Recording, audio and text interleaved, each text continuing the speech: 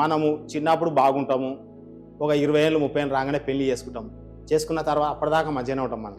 అప్పటి వరకు మన తాతనో మన తండ్రో మన ఇంట్లో ఉంటారు, అప్పటిదాకా వాళ్ళు సఫర్ అవుతుంటారు అనారోగ్యంతో. ఏజ్ వచ్చింది కదా సఫర్ అవుతుండే అనారోగ్యంతో అని మనం అనుకుంటాం. అయితే వాడు చనిపోగానే ఏమవుతుంది, టక్కున మనం సిక్ అవుతాం. అందరూ ఏమంటారు, ఈ 30, 35, 40 ఏళ్ళు వచ్చినాయి, ఇక సంసార బాధలు ఉన్నాయి, ఏదో సమస్యలు వచ్చింది, అనారోగ్యం వచ్చింది అని వీడు ఫీల్ అవుతుంది. అది కాదు, అప్పటిదాకా మీ తాత కానీ మీ అమ్మమ్మ కానీ మీ నాయనమ్మ కానీ లేదా మీ నాన్న కానీ ఎవరన్నా ఆ యొక్క ఎనర్జీలో సఫర్ అవుతుంటారు. వాళ్ళు చనిపోగానే అది ఇక్కడ ట్రాన్స్ఫర్ అవుతుంది.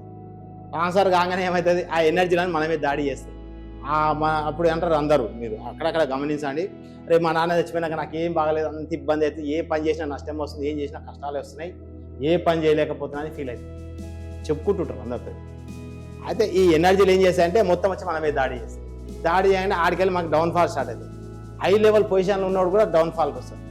దీనికి ఉదాహరణ ఏంటంటే అనిల్ అంబానీ. మీరు ఆయన 1000 కోట్ల ఆస్తిపరుడు, ఆయనకి ఎన్నిసార్లు 1000 కోట్లు అప్పిచ్చినా బదిలిచ్చినా నష్టమే వస్తుంది.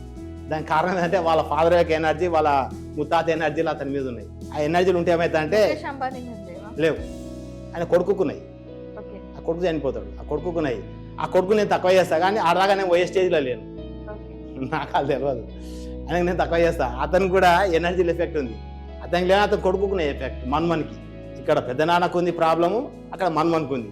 ఎవరు వాళ్ళ తాత ఎనర్జీల మూలకంగా ఈ రోగాలు వస్తాయి. రోగం కాదు, అది రోగంలాగా అనిపిస్తుంది. అవి ఏం చేస్తాయంటే ఎనర్జీలు ఎక్కువ అయిపోయినాక మనం రమ్మని చెప్తాయి, దా అంటే. కొందరు ఏం చేస్తారు, ఎలాంటి సమస్య ఉండదు, డబ్బు బాగుంటుంది, అంతా బాగుంటుంది, రాత్రిపూట వేసుకొని తెచ్చుకుంటారు.